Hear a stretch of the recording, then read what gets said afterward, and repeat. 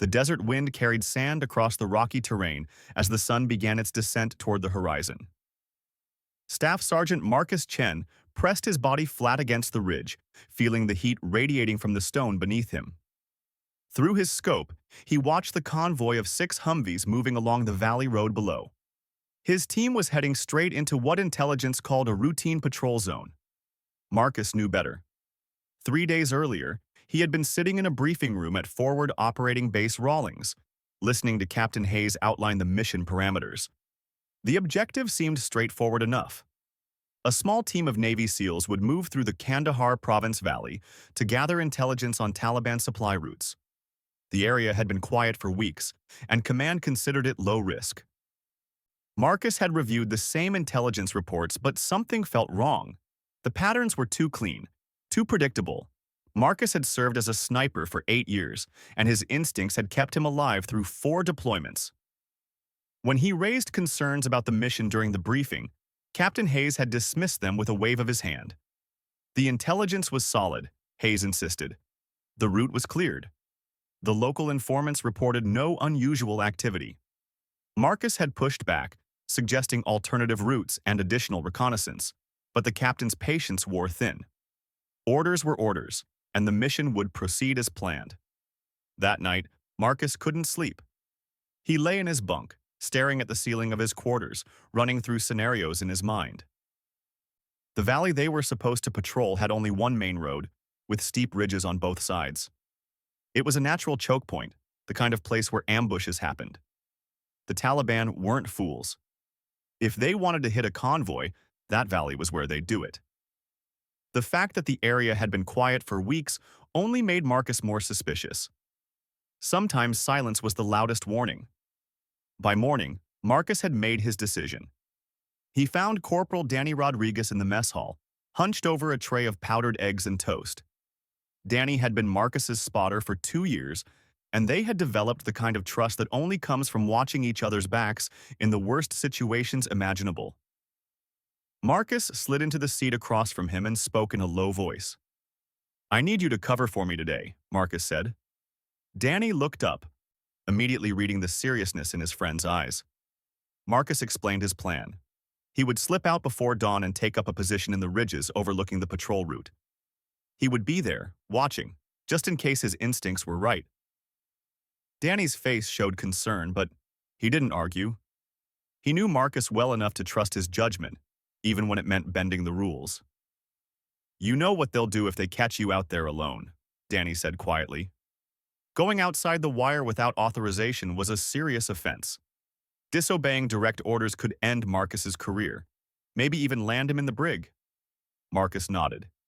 He knew the risks, but he also knew what would happen if those SEALs walked into an ambush without any support. He had seen too many good soldiers die because someone ignored their gut feeling. Before sunrise the next morning, Marcus gathered his gear. He packed light, taking only what he needed. His M110 semi-automatic sniper rifle, already familiar in his hands after thousands of rounds. 4 extra magazines. His rangefinder. Water. A small amount of food. His ghillie suit for camouflage. He left a note for Danny with instructions for what to say if anyone asked where he was. Medical appointment, equipment maintenance, anything to buy time. The base was quiet as Marcus slipped through the perimeter fence at a spot he had scouted weeks earlier. The guards were used to the routine patrols and supply convoys. One man moving alone in the pre-dawn darkness was nearly invisible. Marcus moved quickly across the open ground, putting distance between himself and the base before the sun rose and exposed him. The terrain was brutal. Rocky slopes covered with loose shale that shifted under his boots. Thorny scrub brush that tore at his uniform. The temperature was already climbing, and by the time Marcus reached his chosen position on the ridge, sweat soaked his shirt. But the spot was perfect. He had a clear view of nearly 2 miles of the valley road, with good cover behind a cluster of boulders. He spread his ghillie suit over himself and settled in to wait. Hours passed. The sun climbed higher, turning the ridge into an oven. Marcus sipped water sparingly, knowing he had to make his supplies last. Through his scope, he scanned the ridges on the opposite side of the valley, looking for any sign of enemy presence.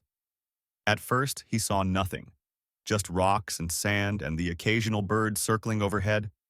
Then, around midday, something caught his attention. A glint of metal on the far ridge, about 800 meters away. Marcus focused his scope on the spot and waited. Minutes later, he saw movement. A man in local clothing was adjusting something among the rocks. Marcus watched as the figure moved to another position, then another. The man wasn't alone. Marcus counted at least 6 fighters spread across the opposite ridge, all taking up positions with clear fields of fire down into the valley. Marcus's pulse quickened. His instincts had been right. This was an ambush position, and it was being set up with military precision. These weren't random insurgents taking potshots at passing vehicles. This was a coordinated trap, and the SEAL team was driving straight into it. Marcus checked his watch. According to the mission timeline, the convoy would enter the valley in less than 3 hours. He pulled out his radio, but his hand hesitated over the call button. If he radioed back to base now, he would have to explain what he was doing out here. Captain Hayes would be furious.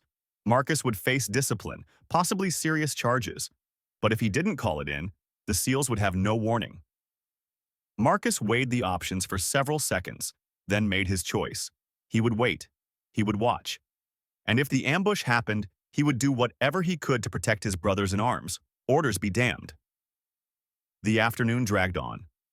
Marcus continued his surveillance, counting more enemy fighters as they moved into position. His final count reached 12 confirmed Taliban fighters, all armed with AK-47s and PKM machine guns. 2 of them were setting up what looked like an RPG position. This wasn't just an ambush. It was a kill zone designed to destroy the entire convoy. At 1500 hours, Marcus heard the distant rumble of engines. The convoy was early. Through his scope, he watched the 6 Humvees round the bend and enter the valley. The lead vehicle had a 50 caliber machine gun mounted on top, manned by a gunner scanning the ridges. The SEALs inside had no idea they were being watched by a dozen enemy fighters waiting for the perfect moment to open fire. Marcus's breathing steadied. His heart rate slowed. Years of training took over, pushing away the fear and doubt. He calculated distances, wind speed, elevation. The enemy fighters were between 700 and 900 meters away, well within his effective range.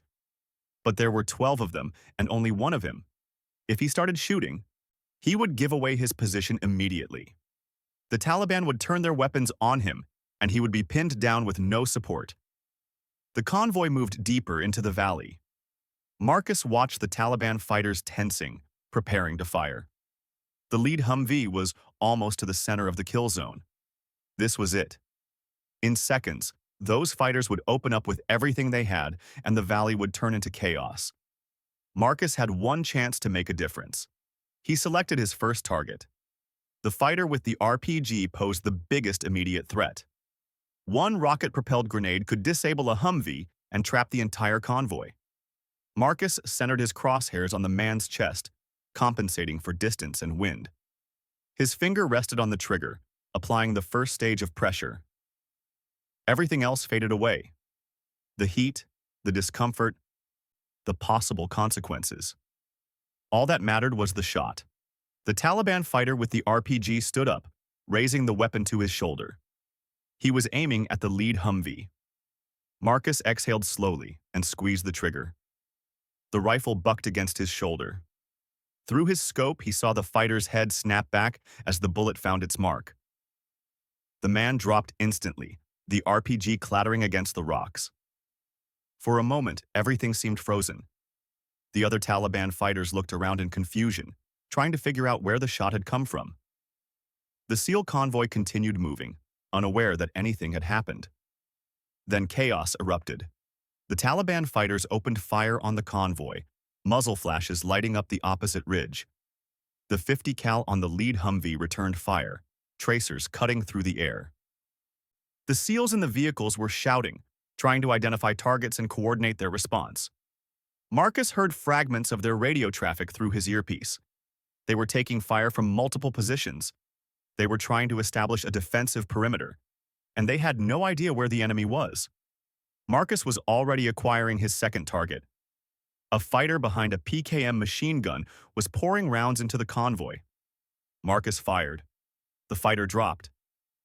He shifted to the next target, a man with an AK-47 leaning out from behind a rock. Another shot, another hit. Marcus worked methodically, picking off the Taliban fighters one by one. His rifle was designed for precision, not rapid fire, but he moved as quickly as accuracy allowed. The SEALs in the valley were returning fire, but they were shooting at muzzle flashes and shadows. They couldn't see the enemy fighters clearly from their position on the valley floor. Marcus had the high ground and the optics to make effective shots. He continued firing, dropping Taliban fighters who thought they were hidden behind cover. By now, some of the remaining fighters had realized there was a sniper on the opposite ridge. They began shooting in Marcus's direction, bullets ricocheting off the rocks around him. Marcus pressed himself lower behind his cover, waiting for the incoming fire to subside before popping up to take another shot. This was the situation he had feared. He was alone, outnumbered, and taking fire from multiple directions. In the valley below, the SEAL team leader was on the radio, his voice tense but controlled. "All units, we have multiple hostiles on the North Ridge. Engage at will. Air support is 15 minutes out." 15 minutes might as well have been 15 hours in a firefight. Marcus knew the SEALs needed help now, not in a quarter of an hour. He spotted another fighter moving between positions, trying to get a better angle on the convoy. Marcus led the target slightly, accounting for movement, and fired. The bullet caught the man in the shoulder, spinning him around. Not a kill shot, but enough to take him out of the fight. Marcus was down to his last magazine. He had maybe 20 rounds left, and there were still several Taliban fighters alive and shooting. The convoy had stopped now, the Humvees forming a defensive circle. The SEALs had dismounted and were using their vehicles for cover, returning fire with their rifles and the mounted machine guns. The tactical situation was stabilizing, but the enemy still had them pinned down. Marcus could see two more fighters on the ridge, both with machine guns, keeping the SEALs suppressed with continuous fire. Marcus focused on the nearest machine gunner. The man was partially concealed behind a large boulder, only his head and shoulders visible. It was a difficult shot, made harder by the angle and the heat shimmer rising from the rocks. Marcus steadied his breathing, let his body relax, and found the natural pause between heartbeats. He fired. The machine gunner slumped forward. The last fighter with a machine gun realized he was alone now. He stopped firing and started moving back, trying to retreat. Marcus tracked him through the scope as the man scrambled up the rocky slope. The fighter was almost to the top of the ridge when Marcus took the shot. The man stumbled and fell, disappearing behind the rocks. Suddenly, the valley was quiet. The gunfire had stopped. The SEALs were checking for remaining threats, their weapons still trained on the opposite ridge. Marcus scanned through his scope, looking for any signs of movement. He counted at least 8 bodies visible on the far ridge. The others had either fled or were hiding too well to be seen. Through his radio, Marcus heard the SEAL team leader's voice. "Cease fire. All units, hold your positions and maintain security. We need to figure out what just happened here." The silence that followed the firefight felt heavier than the gunfire itself. Marcus remained motionless behind his boulder, his rifle still trained on the opposite ridge. Sweat stung his eyes, and his mouth was dry as sand, but he didn't move. The SEAL team below was still on high alert. Weapons ready, scanning for threats. Nobody knew what had just happened. Lieutenant Jake Morrison crouched behind his Humvee, trying to make sense of the situation. He had led dozens of patrols through hostile territory, but this one felt different. His team had rolled into what should have been a routine intelligence gathering mission and suddenly found themselves in a coordinated ambush. But something was wrong with the way the ambush had unfolded. The enemy fire had been intense at first, then it had fallen apart. Individual fighters had dropped one by one, almost as if they were being picked off by an invisible hand. Jake pressed his radio handset. "Eagle 2, did you see where that fire was coming from? The one taking out the hostiles?" Sergeant Mike Torres, positioned near the rear Humvee, responded immediately. "Negative. Lieutenant? I saw the tangos dropping, but I couldn't identify the source. It wasn't coming from our position." The other team members reported the same thing. They had all seen enemy fighters falling, but none of them could identify who was shooting them. "Sir, I think we had help," said Petty Officer First Class David Chen, who had been manning the 50 cal on the lead vehicle. "Those weren't our shots. The angle was wrong. Someone was shooting from the south ridge behind us." Jake looked up at the rocky slopes rising behind them. The south ridge was supposed to be clear.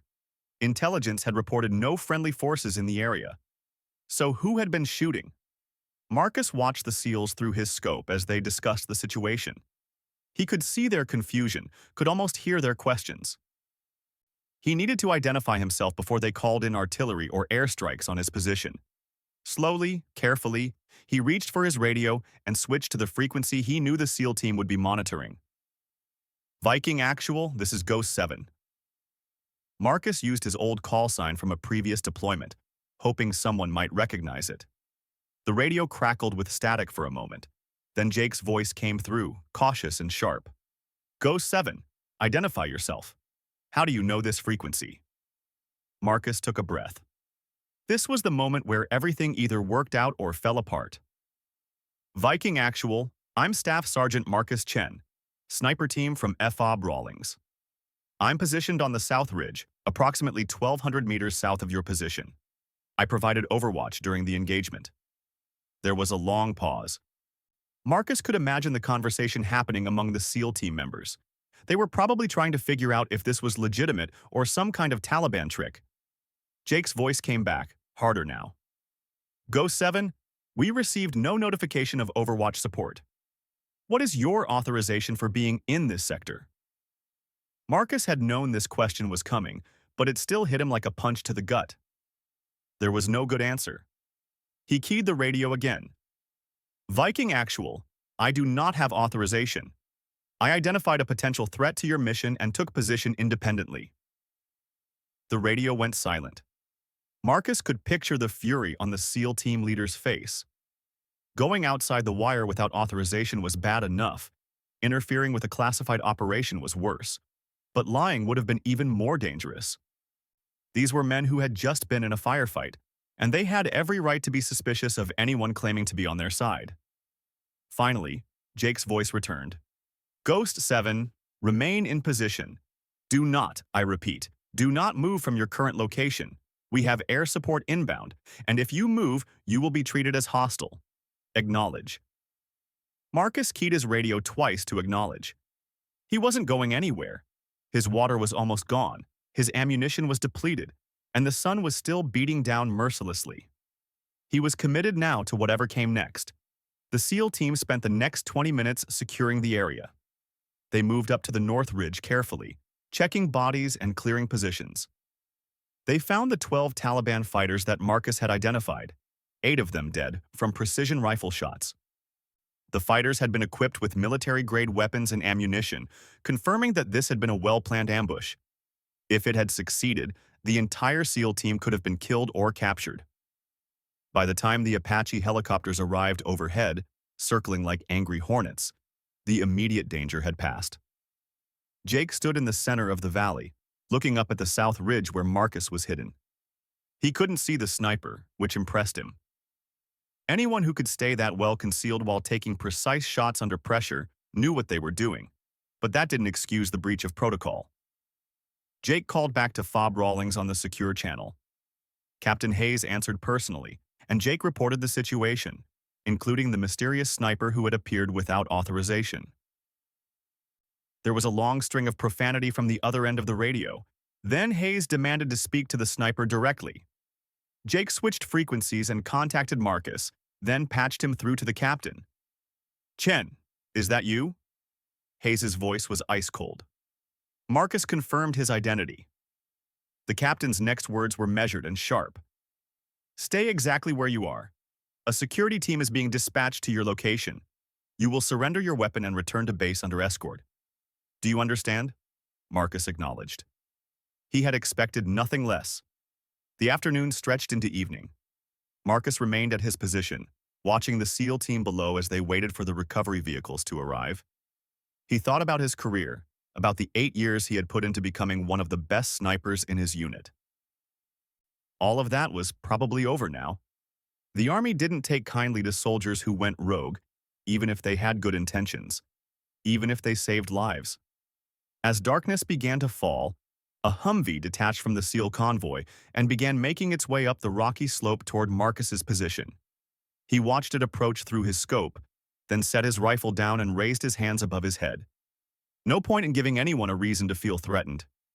The Humvee stopped about 50 meters from his position, and 4 figures climbed out. Lieutenant Jake Morrison led the group that approached Marcus's position. The SEAL officer moved cautiously, his rifle ready, but not aimed directly at Marcus. When he got close enough to see Marcus clearly in the fading light, Jake stopped and studied him for a moment. Marcus could see the questions in the man's eyes, mixed with something that might have been respect. "Staff Sergeant Chen?" Jake asked. Marcus nodded. "That's me." Jake gestured for Marcus to lower his hands. "I need to secure your weapon and take you back to base. You know that." Marcus nodded again and stepped back from his rifle. One of the other SEALs moved forward and collected the weapon, checking it carefully before slinging it over his shoulder. Jake looked around at Marcus's position, taking in the empty magazines, the water bottles, the careful arrangement of cover. "You've been here all day?" he asked. Marcus confirmed that he had arrived before dawn. Jake shook his head slowly. "Command is furious. You know that, right? Going outside the wire without authorization, taking a position without orders. They're talking about court-martial." "I know," Marcus said quietly. "But you're all still alive, so I'll deal with whatever comes." Jake studied him for another moment. Then something shifted in his expression. "My team wants to thank you, for what that's worth. We counted 8 confirmed kills from your position, all precision shots at 700 to 900 meters. You took out the RPG team before they could fire. You eliminated the machine gun positions that had us pinned. If you hadn't been here..." He didn't finish the sentence. He didn't need to. Marcus felt a small measure of relief. At least the SEALs understood what he had done, even if command didn't see it that way. Jake gestured toward the Humvee. "Let's get you back to base. It's going to be a long night." Marcus gathered his gear and followed the SEAL team down the ridge. The rocks were treacherous in the darkness, and more than once he slipped on loose shale. By the time they reached the vehicles, his legs were shaking from exhaustion and dehydration. The convoy reformed and began the journey back to FOB Rawlings. Marcus sat in the back of a Humvee, flanked by 2 SEALs who treated him respectfully but kept a professional distance. Through the armored window, he watched the desert passing by, wondering what waited for him at the base. Court-martial, dishonorable discharge, maybe prison time? He had gambled everything on his instincts, and while he had been right about the ambush, the military justice system didn't care much about instincts. They arrived at FOB Rawlings after midnight. The base was on high alert, floodlights illuminating the perimeter. Marcus was escorted directly to the base commander's office, a small concrete building near the center of the compound. Captain Hayes was waiting, along with 2 military police officers. The captain's face was red with anger, and his jaw was clenched so tight Marcus could see the muscles jumping. "Sit down, Chen," Hayes said, his voice dangerously quiet. Marcus sat in the metal chair across from the captain's desk. The MPs positioned themselves by the door, hands resting on their service weapons. Hayes stared at Marcus for a long moment before speaking. "Do you have any idea what you've done? You disobeyed direct orders. You left the base without authorization. You interfered with a classified operation. And worst of all, you made me look like a fool in front of my superiors." Marcus kept his eyes forward, his face neutral. Military bearing demanded that he accept the criticism without argument. But Hayes wasn't finished. "I reviewed the after-action reports from the SEAL team. They say you engaged at least 12 enemy combatants from a solo position. They say you provided overwatch that saved their mission. They say you're a hero." The captain's voice dripped with sarcasm on that last word. "But here's what I say. You're a soldier who thinks the rules don't apply to him. You're a liability." "Sir, I identified a threat based on intelligence analysis and field experience," Marcus said carefully. "I assessed that the risk to the mission..." Hayes slammed his hand on the desk, cutting him off. "You assessed? You're not in command, Staff Sergeant. You don't get to assess anything. You follow orders, period. That's how the military works." Marcus bit back the response that wanted to come out. Arguing with a captain was a bad idea.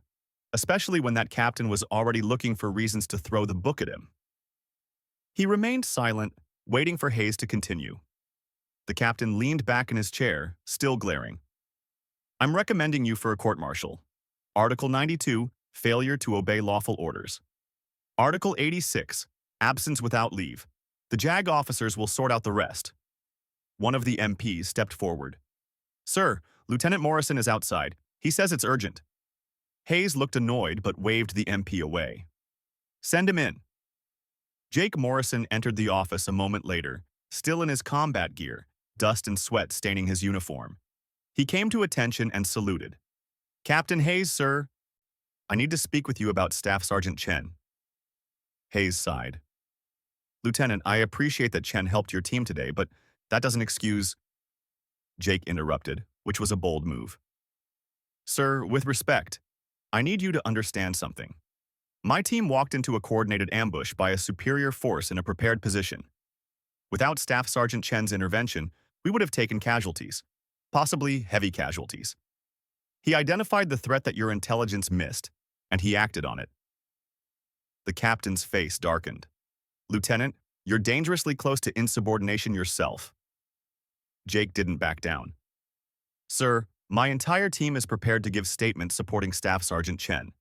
We're also prepared to make our after-action reports available to whoever needs to see them. This man saved American lives today. If the command decides to punish him for that, then I think we need to have a serious conversation about priorities. The room fell silent.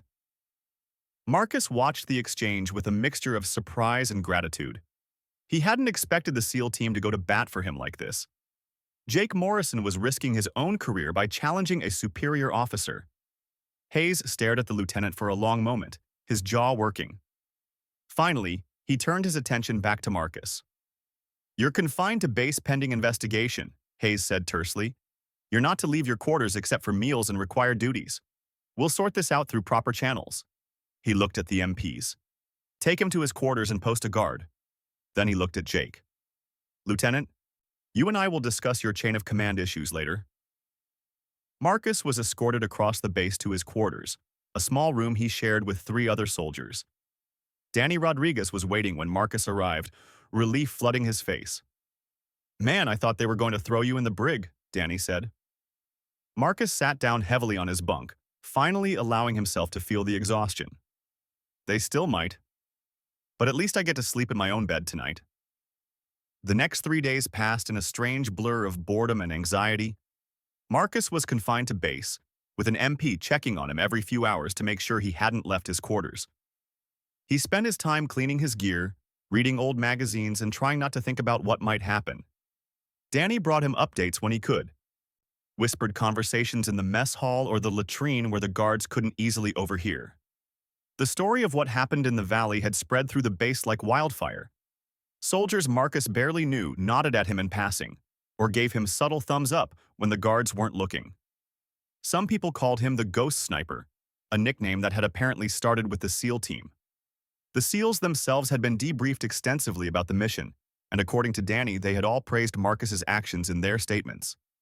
On the 4th day, Marcus was summoned to the base commander's office again. This time, it wasn't just Captain Hayes waiting for him. Colonel Sandra Ramirez, the commanding officer for the entire forward operating base, sat behind the desk. Hayes stood to the side, his expression unreadable.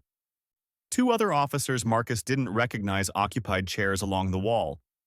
One wore the insignia of the Judge Advocate General's Corps, the military's legal system. The other had the quiet, watchful bearing of someone from intelligence.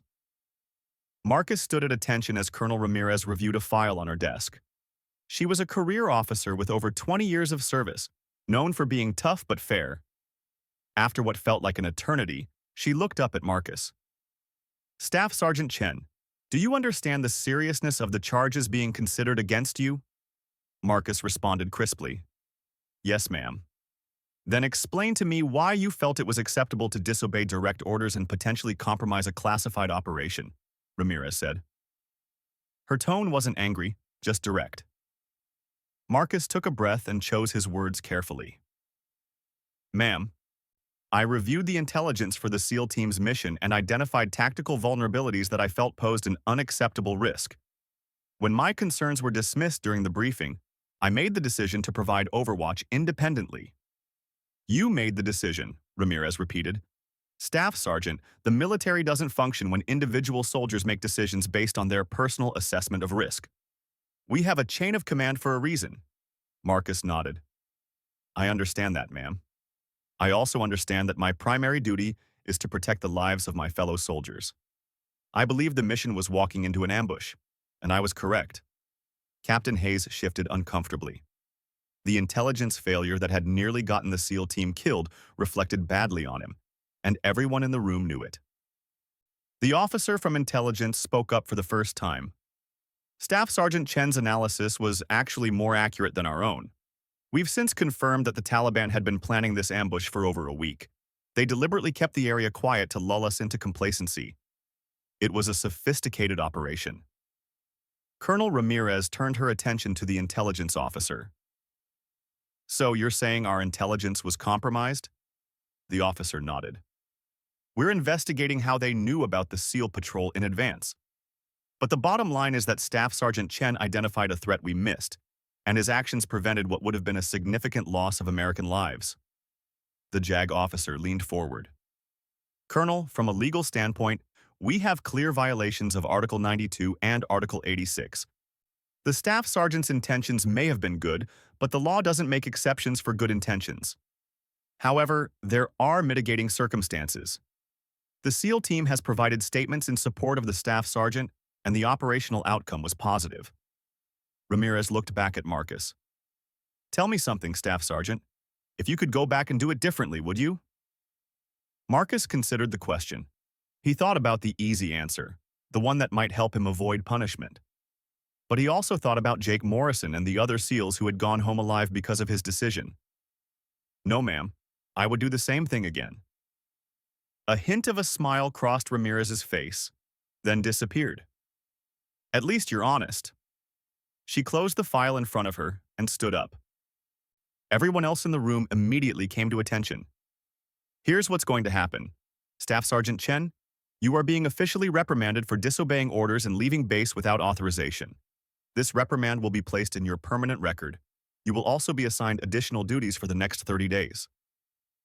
Marcus felt a wave of relief. A reprimand was serious, but it wasn't a court-martial. His career might survive this after all. But Ramirez wasn't finished. However, I'm also recommending you for the Bronze Star with Valor device for your actions during the engagement.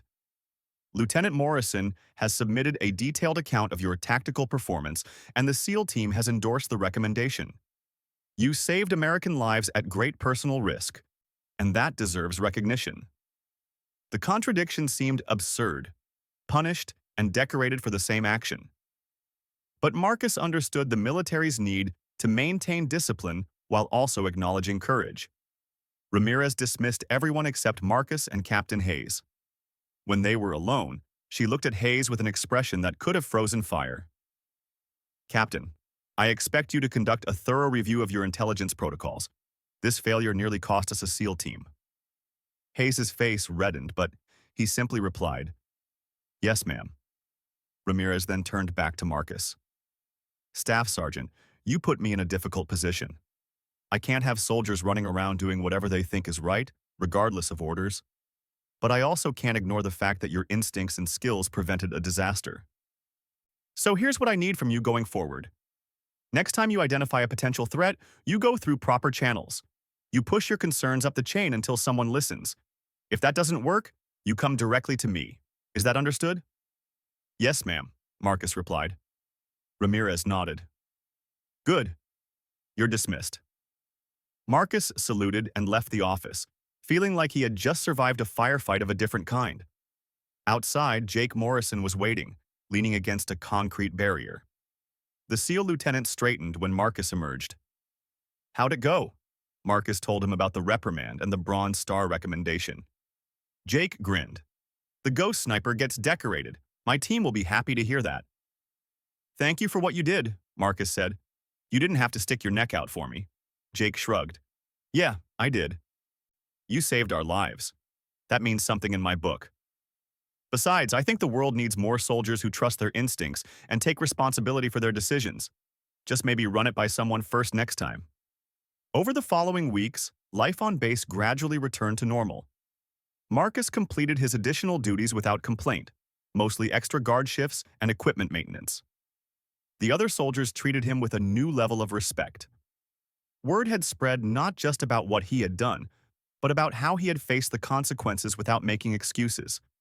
That mattered to people who lived and died by the decisions they made in the field. The Bronze Star ceremony took place 6 weeks later. Colonel Ramirez pinned the medal to Marcus's uniform in front of the entire base, recounting his actions in the valley. The SEAL team stood in the front row, Jake Morrison prominent among them. When the ceremony ended and soldiers were dismissed, Marcus found himself surrounded by people wanting to shake his hand or offer congratulations. It felt strange to be celebrated for something that had almost destroyed his career. Danny Rodriguez pushed through the crowd and grabbed Marcus in a bear hug. "I knew you'd be okay, man. I knew it." Marcus laughed and pushed him away. "You were ready to write my eulogy when they first brought me back." Danny grinned. "Yeah, but it would have been a really good eulogy." Later that evening, Marcus sat alone on the roof of one of the equipment buildings, a spot he had discovered during his early days at the base. The sun was setting over the desert, painting the sky in shades of orange and purple. He held the Bronze Star in his hand, feeling the weight of it. The medal was nice, but what mattered more was knowing that those 12 SEALs had gone home to their families. That was worth any punishment the Army could have given him. He thought about the moment he had decided to slip outside the wire that morning, knowing it could end his career. At the time, it had seemed like the only option. Now, looking back, he realized it had been more than that. It had been a test of what kind of soldier he wanted to be. The kind who followed orders blindly, or the kind who took responsibility for protecting his brothers in arms, even when it meant standing alone. A door opened behind him, and Jake Morrison climbed up onto the roof. The SEAL lieutenant sat down next to Marcus without saying anything at first, just watching the sunset. Finally, Jake spoke. "My team's heading back to the States next week. New assignment." Marcus nodded. "You guys deserve some time away from this place." "We're putting together recommendations for our after-action report," Jake said. "Command wants to know what worked and what didn't about the mission. I'm writing a section about the value of trusting experienced operators' field assessments, even when they contradict official intelligence." He glanced at Marcus. "I figure someone should learn something from this whole mess." Marcus appreciated that. Too often, the military learned the wrong lessons from near disasters, focusing on procedural compliance rather than the substance of what had happened. "You think anyone will listen?" Jake shrugged. "Maybe, maybe not. But at least it'll be on record. Sometimes that's all you can do." They sat in companionable silence as darkness fell over the base. Floodlights flickered on around the perimeter, and the sounds of evening activity drifted up from below.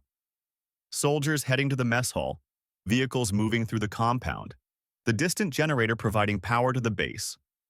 The familiar rhythms of life in a war zone. "Can I ask you something?" Jake said. Marcus nodded.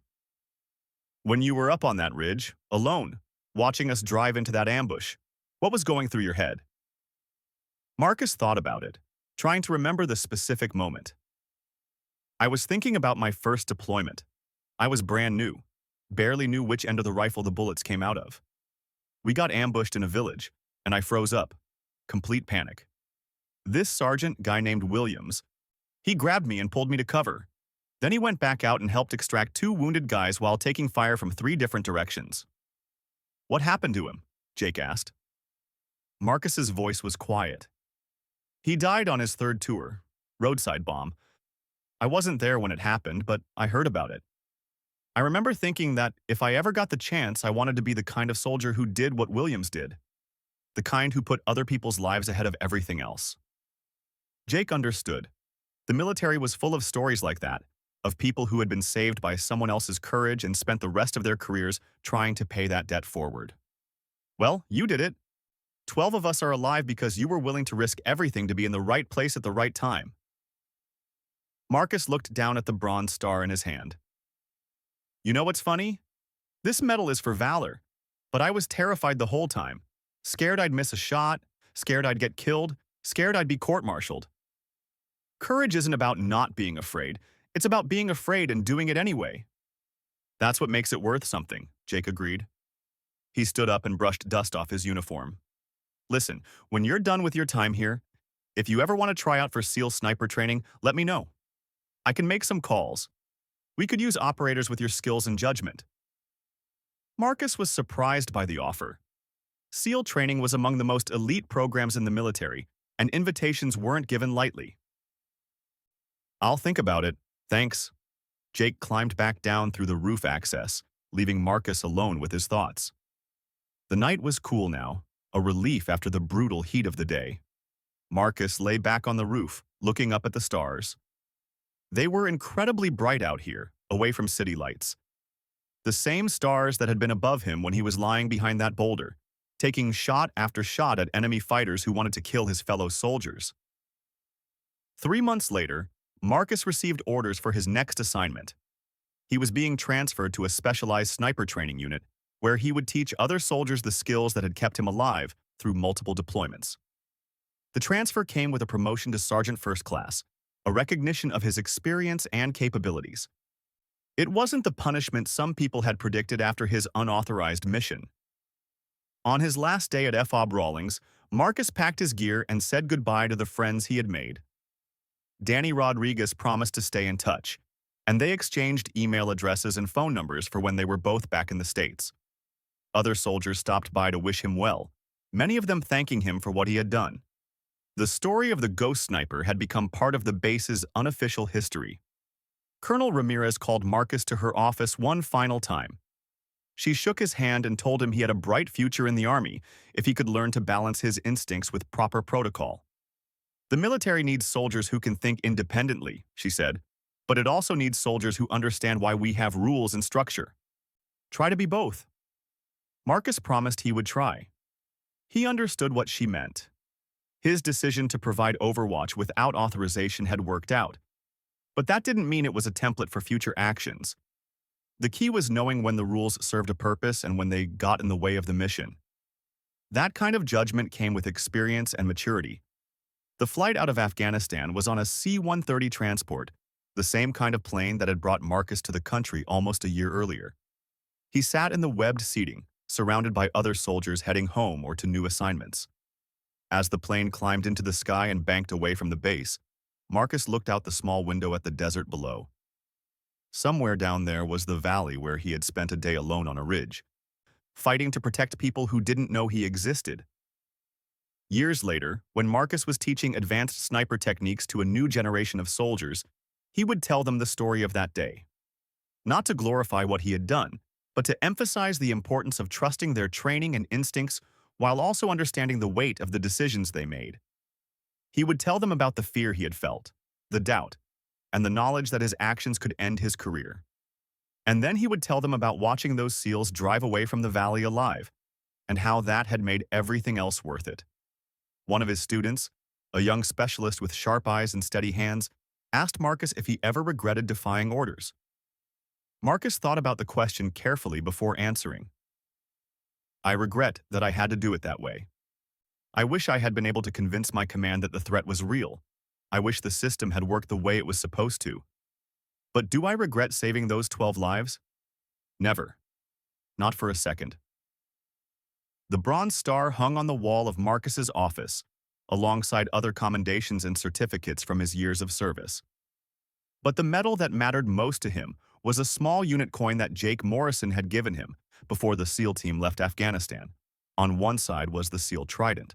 On the other, engraved in simple letters, were the words, Ghost 7, the SEALs whispered your name. It was a reminder that sometimes the most important recognition didn't come from command structures or official ceremonies. It came from the people whose lives you had touched, who knew what you had risked and why you had done it. Marcus retired from the Army after 20 years of service, having trained hundreds of snipers and participated in countless missions. He never forgot the lesson he learned on that ridge overlooking the valley. Sometimes doing the right thing meant standing alone. Sometimes it meant risking everything for people who might never know your name. And sometimes it meant being willing to face the consequences of your choices, whatever they might be. The 12 SEALs from that mission went on to have their own careers, some staying in the military and others transitioning to civilian life. Several of them kept in touch with Marcus over the years, occasional emails or phone calls to check in and share updates. They told their own families about the ghost sniper who had appeared out of nowhere and saved their lives. Those stories were passed down, becoming part of the oral history that every military unit carries with them. In the end, Marcus's legacy wasn't just the lives he saved on that one day in Afghanistan. It was the example he set for everyone who heard his story. An example of moral courage, of trusting yourself when everyone else was ready to dismiss your concerns, of being willing to stand alone when standing alone, was what the mission required. That kind of legacy couldn't be captured in medals or commendations. It lived in the hearts and minds of the people who understood what it meant to put others before yourself, even when the cost was high. The ghost sniper became a legend, not because of his skill with a rifle, though that was considerable, but because of his willingness to do what was necessary regardless of the personal consequences. In a world of rules and protocols and command structures, he had shown that sometimes the most important quality a soldier could have was the courage to trust their instincts and act on them, even when no one was watching and no one would know. That was the true meaning of valor.